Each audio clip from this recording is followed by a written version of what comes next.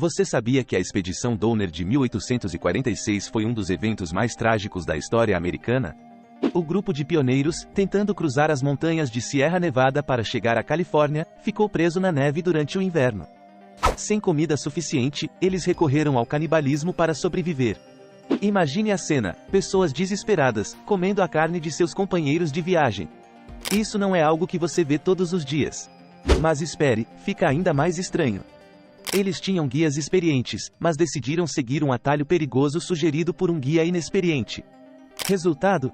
Um desastre total. E aí, você teria coragem de enfrentar uma situação dessas? Deixe seu comentário.